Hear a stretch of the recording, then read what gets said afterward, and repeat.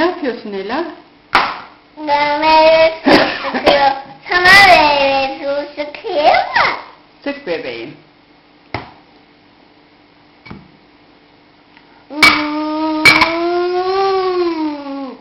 Evet. Başka kime sıkmak istersin? Özge'ye, dedeye. Evet. Tamam mı? Tamam. Bir Aselan'ıma. Tamam. Sıkabilirsin. Evet. Tamam. Bir de hasta olmuş. Ona meyve suyu sıkabilirsin bebeğim. Evet. Evet.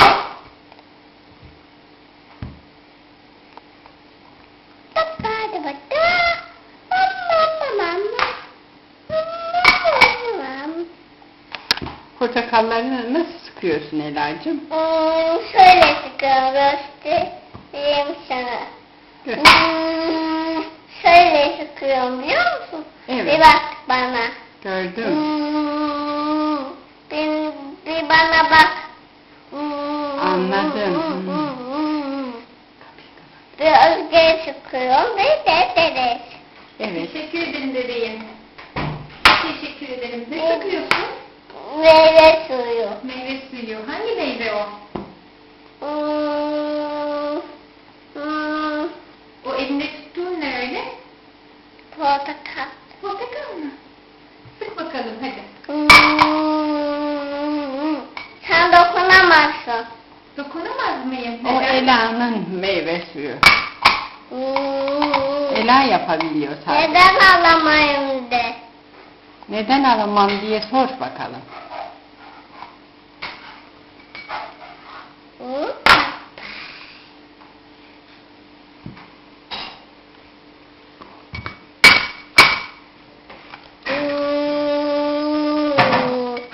Evet.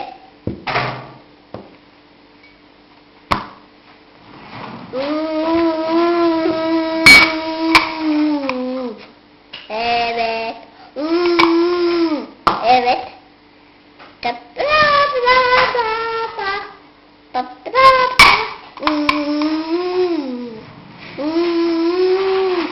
Evet.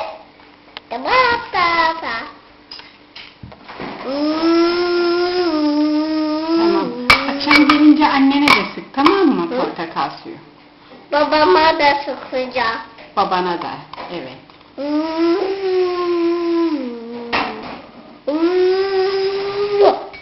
Evet. Çok yoruldun Ela. Çok meyve suyu sıktın.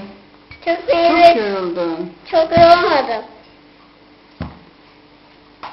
Özgür, nasıl kapanıyordu? Üstüne bak.